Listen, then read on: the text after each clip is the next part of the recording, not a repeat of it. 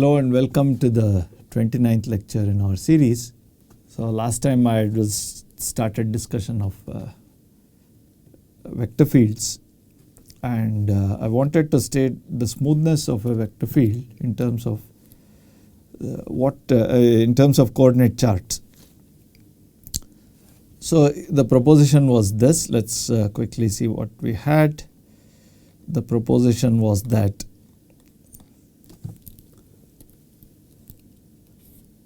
if I take a local chart, then in that local chart I have a natural basis for the tangent space at each point, and therefore the vector field, for that matter any individual vector, can be expressed as a linear combination of this basis.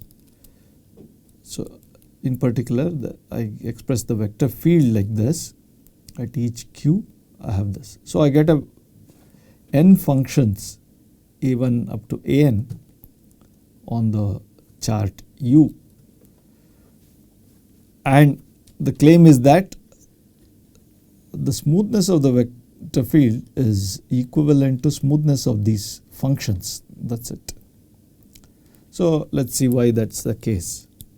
And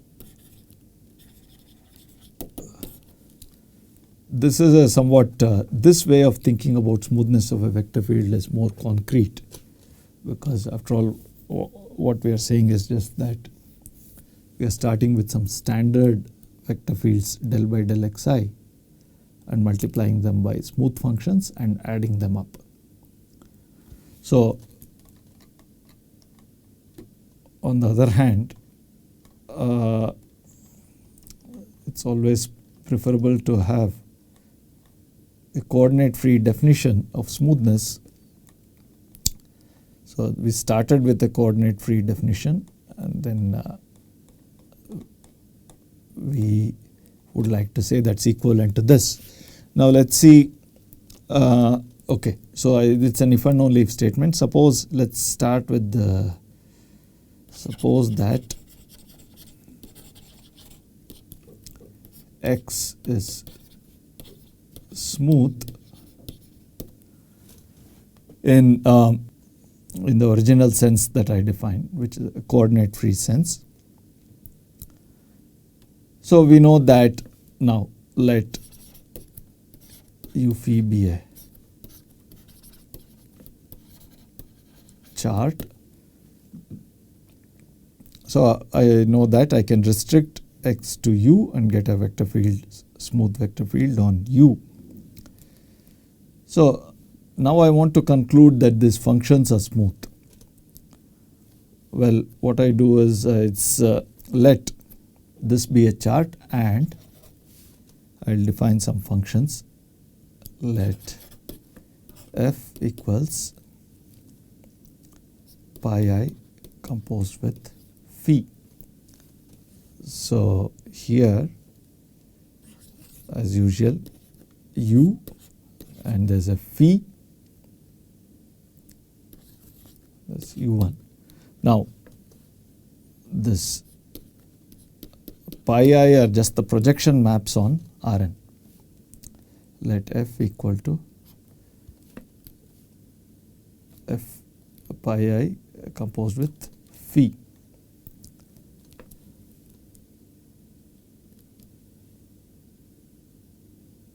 So here I is between any number between 1 and n. Let f equals this, where pi I is the usual projection map on Rn to the ith coordinate.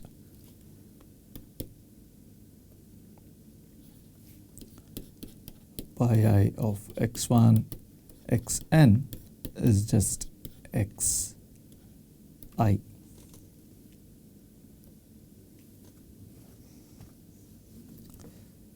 So I just look at, in effect all I'm doing is, so this is to R. This map is, I'm looking at the ith, this phi has n components, phi 1, phi 2, phi n. I'm just looking at the ith component of phi. That's what this composition means. Right. So now let us see what let's act x on this function f and see what we get. X composed with rather x at the point q acting on the function f. Let's see what this is.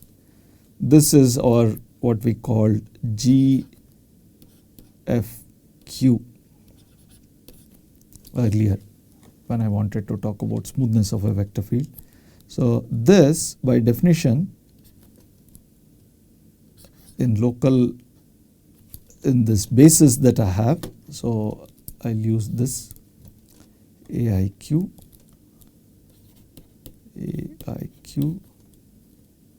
del by del xi at q acting on f.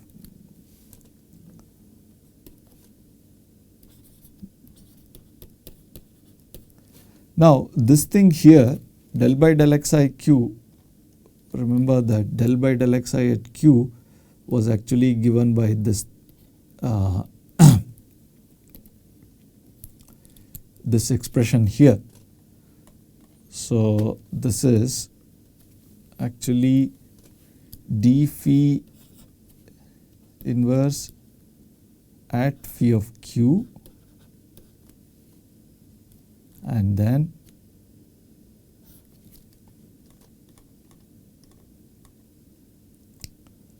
del by del xi, the usual del by del xi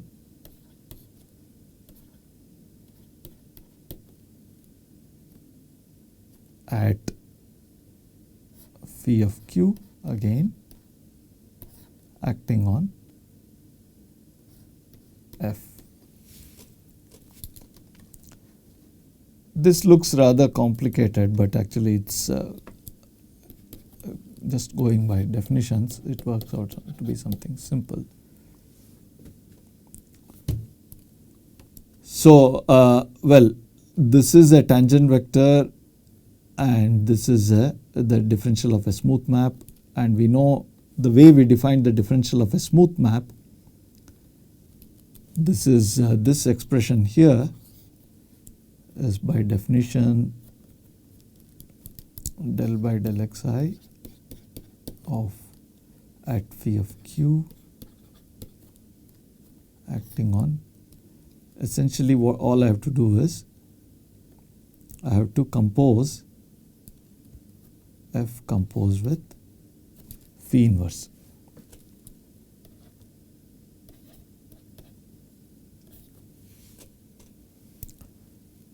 Right, that's just by the definition of the differential d phi inverse. Now I'll use the fact that I've taken a specific f is equal to pi I of phi. So this is del by del xi of phi of q, f composed with, so the point is that f is this, it's pi I composed with phi, but there's a phi inverse here. So that gives me phi composed with phi inverse is identity. So I'm just left with pi I. So this would be pi I. Let me write it a bit clear. So this is pi I. And we know that now this is just this expression here. We can forget about the manifold actually. We are just in Euclidean space, and all we are doing is we are taking the ith partial derivative. Oh, I should be a bit careful. Let me just, the index, I have to be a bit careful about the index. So let me use the index j here rather than I.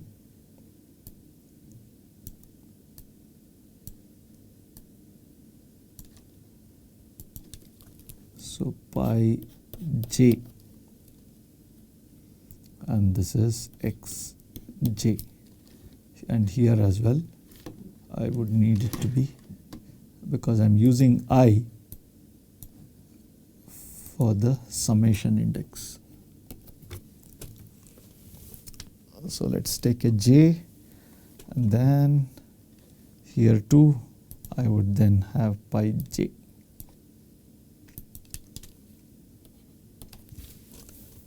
So what we are doing is we are taking the ith derivative of the jth projection map. So, and we know that and jth projection map. So here also I should put the j pi j. So if I take the ith derivative of this map here,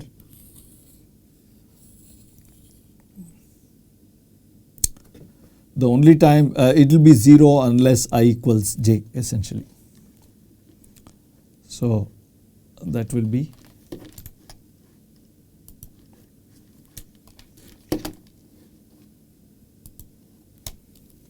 so the only term which will survive, so here the summation is I from 1 to n. Only when I equals j I'll get 1, otherwise it's 0. So I'm left with AJQ. So in short, what this calculation shows is that the function AJQ is exactly GFQ, where f is, if we take f to be of that special thing, special form. So, and we know that GFQ is smooth, since GF is smooth,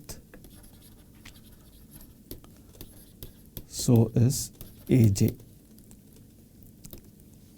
for any j between 1 and n. So that proves that the smoothness of the vector field implies smoothness of this functions AJ. And the converse is also quite clear. So conversely,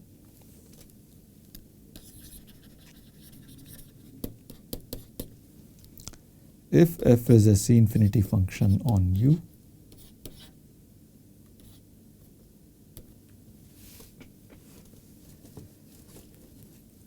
then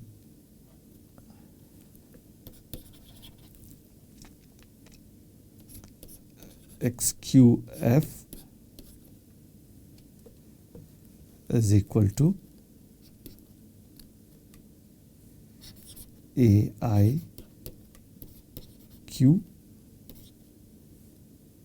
del by del xj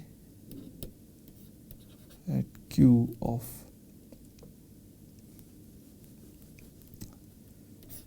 F.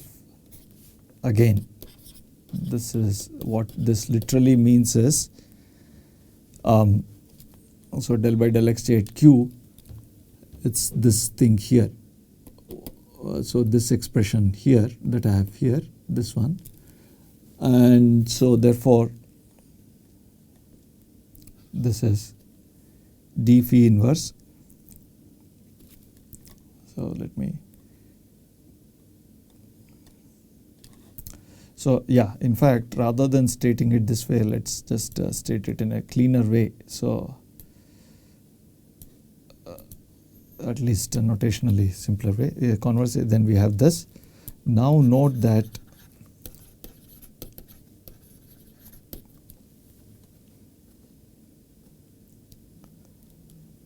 the vector fields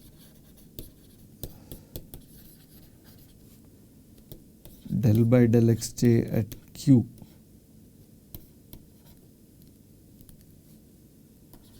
are smooth on U.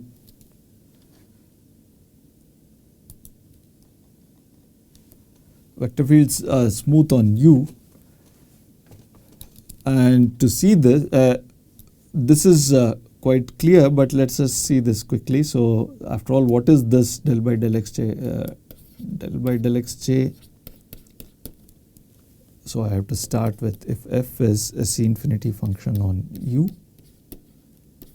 then del by del xj at Q acting on F is by definition equal to d phi inverse at phi of q of del by del xi at phi of q acting on f, and by the same logic as before, this is a differential of a smooth map acting on a vector acting on a function, and that is equal to del by del xi at phi of q. So you just do f composed with phi inverse, and this is nothing but del by del xi of f composed with phi inverse evaluated at phi of q.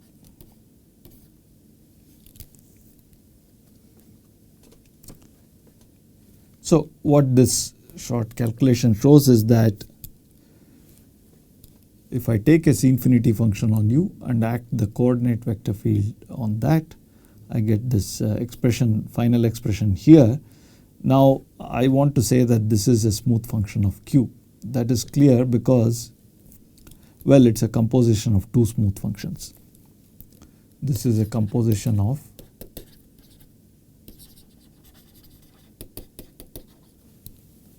after all, phi is the function here to u1, and on u1 I have this function, the partial derivative function. So let's call it alpha, the composition of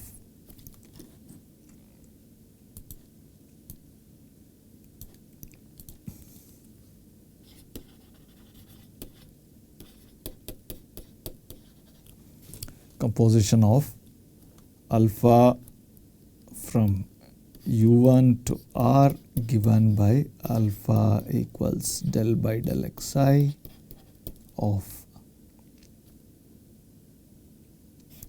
phi inverse that should come second, f composed with phi inverse, f, remember that f was here, to r, and this alpha is also to r. This is a smooth function because f is a smooth map and phi is a diffeomorphism, so therefore all partial derivatives are smooth. So alpha is smooth, and then of course the other map is phi itself, and phi. So first I come via phi here and then do alpha.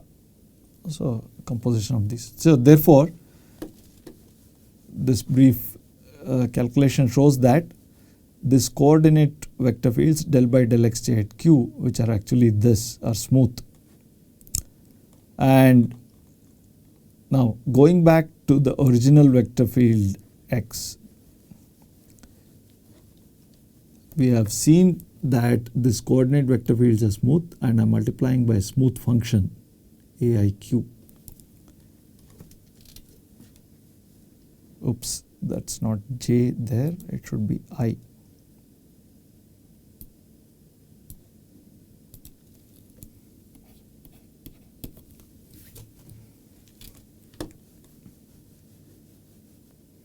And likewise here, note that the vector fields del by del xj, as for some reason the i's and j's got mixed up here. So let's just stick to I. So this is an I here, this is an I, right. So the coordinate vector fields are smooth, and I'm multiplying each coordinate vector field by a smooth function, and therefore the product is smooth, and therefore the sum will be smooth as well. So this, what this we can conclude is that xq, so this is a restriction of the vector field x, therefore x restricted to u is smooth. For every coordinate chart, we are assured that this functions AI that we get are smooth, therefore x restricted to every coordinate chart is smooth for every coordinate chart u phi. Well, we have already seen that the smoothness of f, the smoothness of the vector field x on the whole manifold is equivalent to smoothness of x on any open set.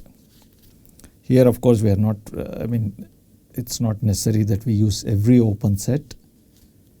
Any covering by open sets is good enough, and we have used coordinate charts. So therefore x on M is smooth. The point is, smoothness is always, whether it's a local issue, whether we are talking about smoothness of maps or smoothness of vector fields and so on. Right. So that's a somewhat technical discussion about smoothness. Now let's I'll make a remark / definition.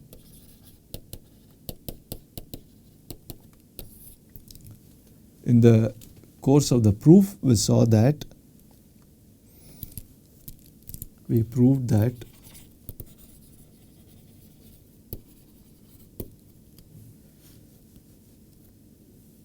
in any coordinate chart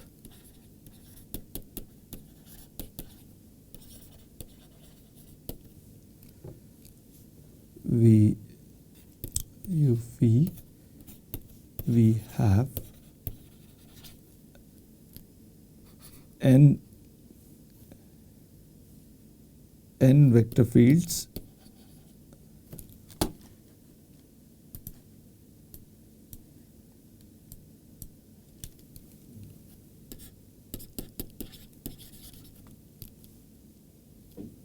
del by del xi at q, which of course what it means, I'll put within brackets. No, maybe not. The bracket will make it look a bit odd. So let's just say as d phi inverse at phi of q del by del xi at q.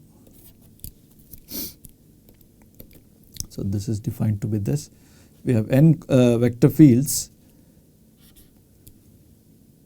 on U which form a basis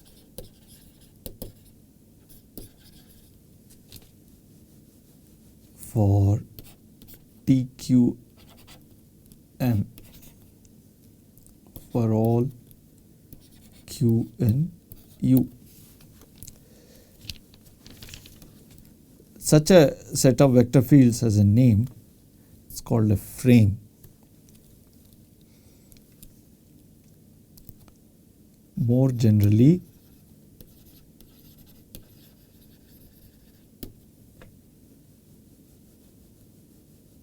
frame if U contained in M is an open set,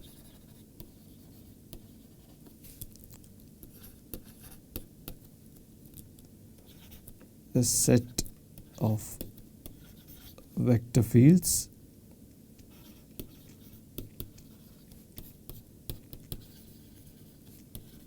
on U is called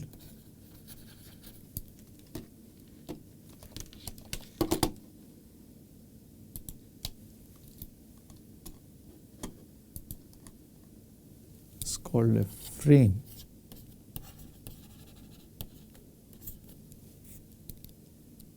On U if this set gives a basis for TQM basis for TQM at each Q in U. So in general, one cannot guarantee the existence of a frame if one starts with an arbitrary open set. For example, if U equals M, all of M, we cannot say that there is a set of vector fields on M which forms a basis for the tangent space at each point. What we can say and what we have seen is that if you take U to be a coordinate chart, then there is a frame on U. So now let's move on to some examples of vector fields.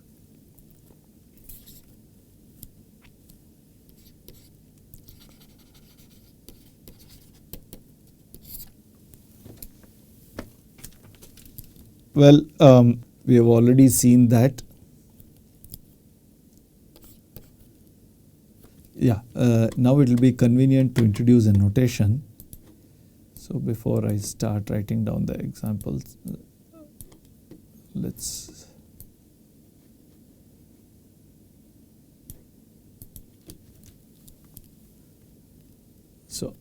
let chi of M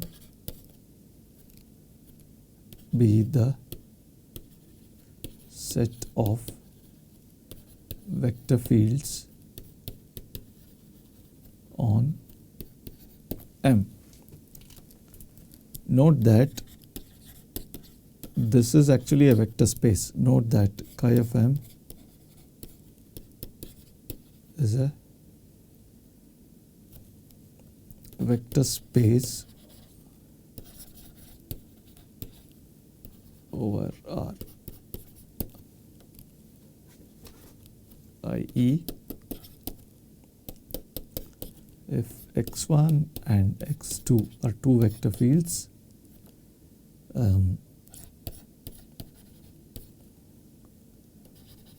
and alpha 1, alpha 2 are two real numbers, then alpha 1 x1 plus alpha 2 x2 is again a vector field. In our definition, the way we have defined a vector field, it's automatically smooth. Smoothness is part of the definition. So now this statement here, it's not it's saying much. All it's saying is that if I start with a vector field, I can multiply it by a real number and get another smooth vector field. So that's here alpha 1 x1 and alpha 2 x2 are smooth vector fields. And if I have two smooth vector fields, I can add them up and get another smooth vector field. So it's an easy trivial exercise to check that sum of two smooth vector fields is again smooth, and constant times a smooth vector field is smooth. In fact, we have shown something stronger. We have seen that if you have not just a constant, if you have a smooth function on M, f times x is again a smooth vector field. So let's observe that. Moreover, if f is in C infinity M, then f times x, which we defined earlier, is again a smooth vector field. Now actually this so the vector space part was already done before introducing this alpha 1 x1 plus alpha 2 x2 part. Alpha 2 x2 being in chi of M ensures that chi of M is a vector space.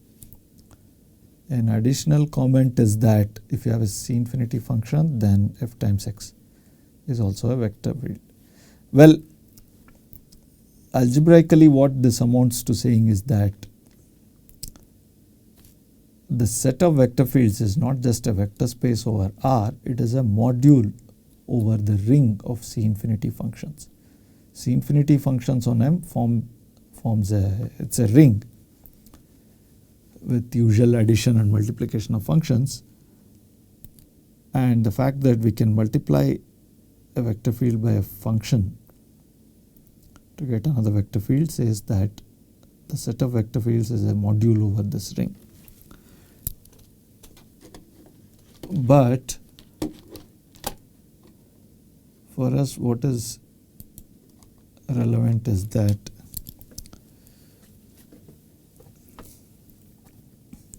first let's start by observing that